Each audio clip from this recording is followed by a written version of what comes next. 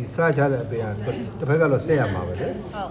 အဲ့တော့ तू ကဒီမှာမြင်းရှိတယ်လေဒီမြင်းရဲ့အောက်ကို3လက်မှလောက်ပို့တာသေးရ ဟုတ် နော်အဲ့တော့အစတက်ဖို့ရှိတယ်ခောက်လို့တက်ဖို့လေ ဟုတ်ကဲ့ဟုတ်ကဲ့ အဲ့တော့3လက်မှလောက်ပို့တာစတယ်တစ်ဖက်ကတော့ तू ရှိရင်တော့ရှိပြီးတော့နော်ဆက်ရမယ်အမေဆိုတဲ့ခါကျတော့သိရ ဟုတ်ကဲ့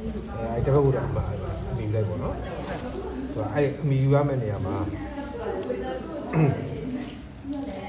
အဲ့ဒီတိုင်းလေးကတော့ပြီးတယ်သူကဘယ်လိုလဲပြည့်နော်သူကပြီးတယ်သူကအဲ့ကတော့ပို့ချရအောင်နော်ဒီမှာအဲ့ဒီစိုက်တယ်တော့ဒီတောင်လေးကိုစိုက်တယ် ဒီတော့မယ် ဒါစတဲ့တော့ကြာနော်ဟုတ်ပြီဒီတဲ့ကကျတော့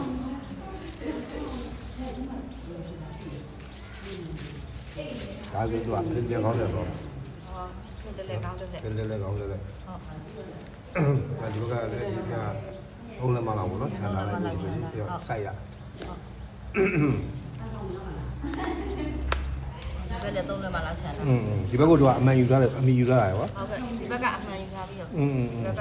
တူးတူး ဘက်ကလိုတဲ့ဘက်ကတစ်ဖက်ပဲစိုက်တာပေါ့ ဟုတ်ကဲ့ကိုမှန် ဘယ်ညလို့ထည့်တော့ဒီကအမြန်လဲမြန်တယ်ဟိုတော့တိတ်လဲတိတ်တယ် တ နော် ပင်းကြားပေါ့နော်ဆရာ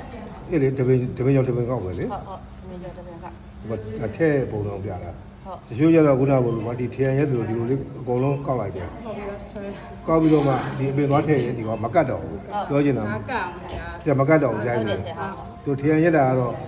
ဝါဆိုအမာဆိုတော့ကွာထည့်လို့ရတယ် ဟုတ်ဟုတ်ဆရာ သိလားအဲ့လိုထည့်